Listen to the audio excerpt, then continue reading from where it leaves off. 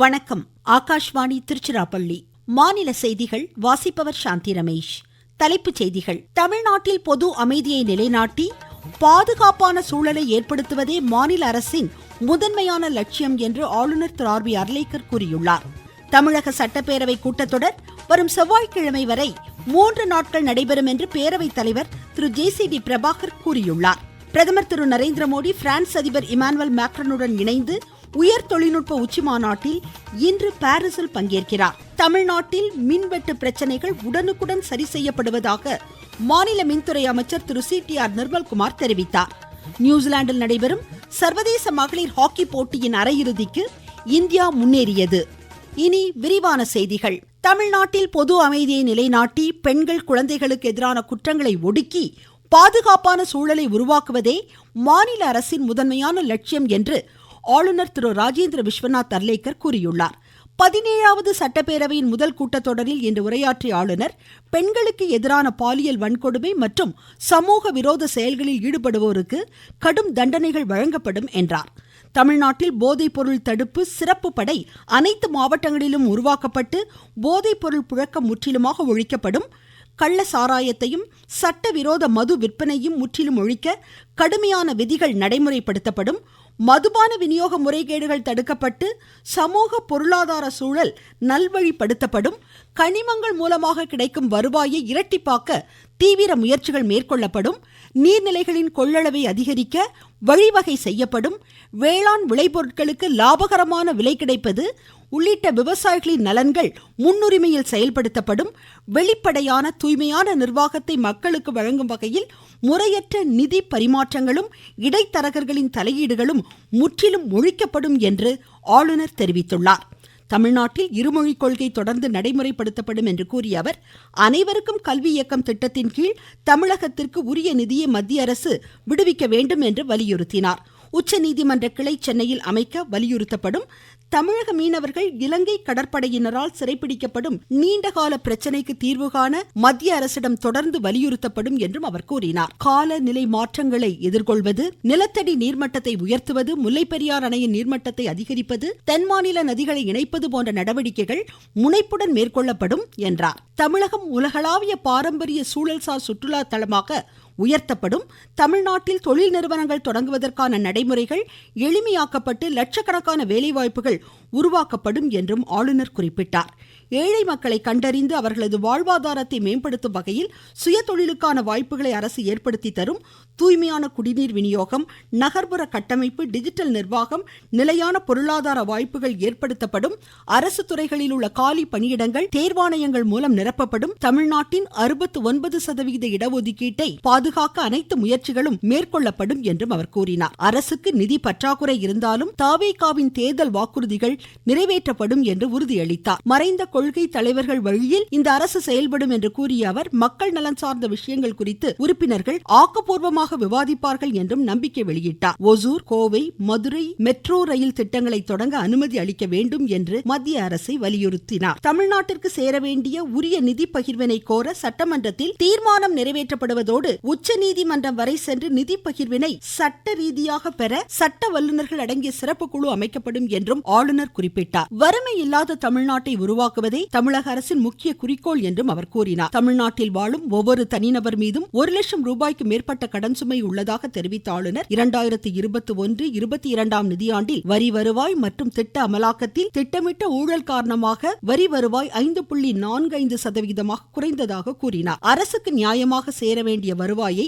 அரசின் கருவூலத்திற்கு கொண்டுவர ஒருங்கிணைந்த நடவடிக்கைகளை அரசு தொடங்கியுள்ளதாகவும் தெரிவித்தார். முன்னதாக தலைமை செயலகத்திற்கு வந்த ஆளுநரை பேரவைத் தலைவர் திரு ஜே.சி.டி. பிரபாகர் வரவேற்றார். தொடர்ந்து காவல்துறை அணிவகுப்பு மரியாதையை ஆளுநர் ஏற்றுக்கொண்டார். தமிழ் தாய் வாழ்த்திற்கு பின்னர் தேசிய கீதத்துடன் பேரவை நிகழ்ச்சிகள் தொடங்கின. இதனிடையே பேரவைக்கு வெளியே செய்தியாளர்களிடம் பேசிய எதிர்க்கட்சி தலைவர் திரு உதயநிதி ஸ்டாலின், தமிழகத்தின் வளர்ச்சிக்கும் குழந்தைகள், பெண்கள், விவசாயிகளின் பாதுகாப்பிற்கும் எவ்விதமான வலிமையான திட்டங்களும் ஆளுநர் உரையில் இடம்பெறவில்லை என குறை கூறினார். செய்தியாளரிடம் பேசிய அஇஅதிமுக பொதுச் செயலாளர் திரு எடப்பாடி கே பழனிசாமி, புதிய திட்டங்கள் எதுவும் ஆளுநர் உரையில் இடம்பெறவில்லை என்று குறை கூறினார். சட்டம் ஒழுங்கை காக்க எவ்வித நடவடிக்கையும் தாவேக அரசு எடுக்கவில்லை என்றும் அவர் தெரிவித்தார். தமிழக சட்டப்பேரவை கூட்டத்தொடர் நாளை தொடங்கி வரும் செவ்வாய்க்கிழமை வரை 3 நாட்கள் நடைபெறும் என்று பேரவைத் தலைவர் அறிவித்துள்ளார். 19/6/2026 வெள்ளிக்கிழமையும் 26 சனிக்கிழமை விடுமுறை, 21/6/2026 ஞாயிற்றுக்கிழமை விடுமுறை, 22/6/2026 ஆளுநர் உரைக்கு நன்றி தெரிவிக்கும் தீர்மானத்தின் மீது விவாதம்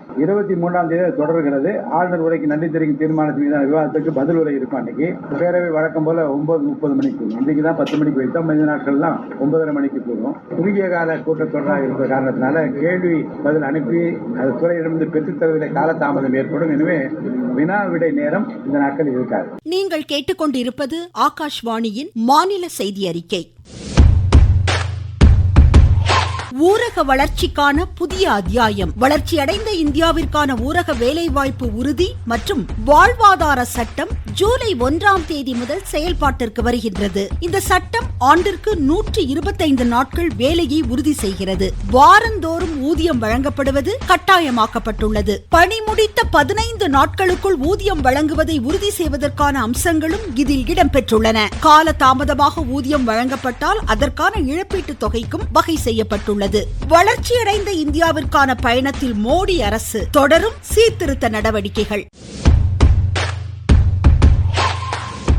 பிரதமர் திரு நரேந்திர மோடி பிரான்ஸ் அதிபர் இமானுவேல் மேக்ரானுடன் இணைந்து உயர் தொழில்நுட்ப உச்சிமாநாட்டில் பாரிஸில் இன்று பங்கேற்கிறார். இந்தியாவின் புதிய படைப்பாற்றல் திறனுடன் கூடிய புதிய தொழில்நுட்பங்களை இதில் எடுத்துரைப்பதோடு தொழில் சார்ந்த முன்னேற்றங்கள் குறித்தும் பிரதமர் இதில் உரையாற்றுவார் என எதிர்பார்க்கப்படுகிறது. தமது ஐரோப்பிய நாட்டு பயணத்தின் ஒரு பகுதியாக பிரான்ஸ் நாட்டின் தொழில் தலைவர்களுடன் முக்கிய ஆலோசனைகளையும் பிரதமர் மேற்கொள்கிறார். இந்தியா பிரான்ஸ் நாடுகளின் பொருளாதார மற்றும் தொழில்துறை சார்ந்த ஒத்துழைப்பை வலுப்படுத்துவது குறித்த பேச்சுவார்த்தைகள் இதில் இடம்பெறுகின்றன. பிரதமர் தமது 6 நாள் அரசுமுறை பயணத்தை முடித்துக்கொண்டு இன்று நாடு திரும்ப உள்ளார். பிரதமர் திரு நரேந்திர மோடியின் சீரிய தலைமையில் கடந்த 12 ஆண்டுகளில் அனைவருக்குமான வளர்ச்சி என்ற கொள்கையுடன் அரசு செயலாற்றி வரும் நிலையில் நக்சல் தீவிரவாதம் பாதிக்கப்பட்ட பகுதிகளில் வேரோடு பயங்கரவாதம் களையப்பட்டு வளர்ச்சி திட்டங்கள் வெற்றிகரமாக முன்னெடுத்துச் செல்லப்படுவது குறித்த செய்தி தொகுப்பு இன்று இடம்பெறுகிறது. மத்திய அரசின் ஒருங்கிணைந்த பல்முனை பாதுகாப்பு செயல்பாடு திட்டங்கள் தீவிரவாத நடவடிக்கைகளுக்கான பண விநியோகத்தை முடக்கியது. வளர்ச்சி திட்டங்களை முன்னெடுத்ததால் நக்சல் பாதிக்கப்பட்ட பகுதிகள் மாவோயிஸ்ட் தீவிரவாத நடவடிக்கைகளிலிருந்து விடுபட்டுள்ளது.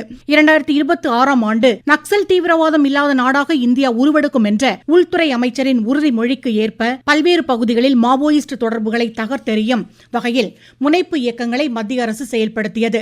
சத்தீஸ்கட் மற்றும் ஜார்க்கண்ட் பகுதிகளில் மத்திய அரசின் சீரிய வளர்ச்சி திட்ட முயற்சிகளால் நக்சல் தீவிரவாதம் தகர்க்கப்பட்டுள்ளது. தேசிய புலனாய்வு முகமையின் உறுதியான நடவடிக்கைகளால் பயங்கரவாதத்தை ஊக்குவித்த பல்வேறு தலைவர்கள் கொல்லப்பட்டு அப்பகுதிகளில் வளர்ச்சி உறுதி செய்யப்பட்டதை அடுத்து மக்கள் அமைதியுடனும் இறையாண்மையுடனும் வாழ்கின்றனர். இதுகுறித்து திருச்சியைச் சேர்ந்த ஓய்வு பெற்ற துணை ராணுவ படை வீரர் திரு எஸ் தனபால் எமது செய்தி பிரிவிடம் பேசுகையில், பிரதமர் நரேந்திர மோடி தலைமையிலான அரசு கடந்த 12 ஆண்டுகளில் பாதுகாப்பு நடவடிக்கைகள் மற்றும் விரைவான வளர்ச்சித்திட்டங்களை ஒருங்கிணைத்து செயல்படுத்தியது. பாதுகாப்பு நடவடிக்கையின் விளைவாக 2026ஆம் ஆண்டில் இதுவரை 26 நக்சல்கள் செயலிழக்க செய்யப்பட்டுள்ளனர். தேசிய புலனாய்வு முகமை நக்சல் அமைப்புகளின் நிதி ஆதாரங்களின் முறியடிப்பதில் முக்கிய பங்கு வகித்தது. இதன் மூலம் அவர்களின் செயல்பாட்டு திறன் பெருமளவில் குறைக்கப்பட்டது. இந்த நடவடிக்கைகளால் நக்சல் பாதிப்பு பகுதிகளில் சாலை, கல்வி, மருத்துவம், வேலைவாய்ப்பு மற்றும் அடிப்படை வசதிகள் மேம்படுத்தப்பட்டன. மக்கள் அமைதியாகவும் பாதுகாப்பும் வாழும் சூழல் உருவாகியுள்ளது. தமிழ்நாட்டில் மின்வெட்டு பிரச்சனைகள் உடனுக்குடன் சரி செய்யப்படுவதாக மாநில மின்துறை அமைச்சர் திரு CTR நிர்மல்குமார் கூறியுள்ளார். சென்னையில் இன்று செய்தியாளர்களிடம் பேசிய அவர் 4.5 லட்சம் மின்மாற்றிகள் மாநிலத்தில் உள்ளதாகவும் 52 இடங்களில் நேற்றைய தினம் மின்தடை ஏற்பட்டதாகவும் கூறினார். 37 இடங்களில் 1 மணி நேரத்திற்குள்ளாகவே மின் விநியோகம் சீரானதாகவும் அமைச்சர் தெரிவித்தார்.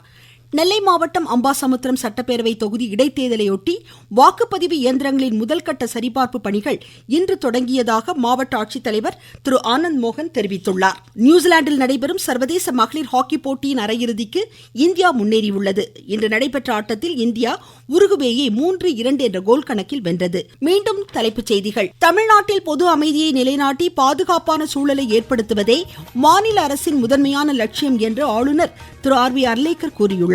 தமிழக சட்டப்பேரவை கூட்டத்தொடர் வரும் செவ்வாய்க்கிழமை வரை 3 நாட்கள் நடைபெறும் என்று பேரவைத் தலைவர் திரு JCD பிரபாகர் தெரிவித்துள்ளார். பிரதமர் திரு நரேந்திர மோடி பிரான்ஸ் அதிபர் இமானுவேல் மேக்ரானுடன் இணைந்து உயர் தொழில்நுட்ப உச்சிமாநாட்டில் இன்று பாரிஸில் பங்கேற்கிறார். தமிழ்நாட்டில் மின்வெட்டு பிரச்சனைகள் உடனுக்குடன் சரி செய்யப்பட்டு வருவதாக மாநில மின்துறை அமைச்சர் திரு CTR நிர்மல்குமார் தெரிவித்தார். நியூசிலாந்தில் நடைபெறும் சர்வதேச மகளிர் ஹாக்கி போட்டியின் அரையிறுதிக்கு இந்தியா முன்னேறியுள்ளது. இத்துடன் இந்த செய்தி அறிக்கை முடிவடைந்தது.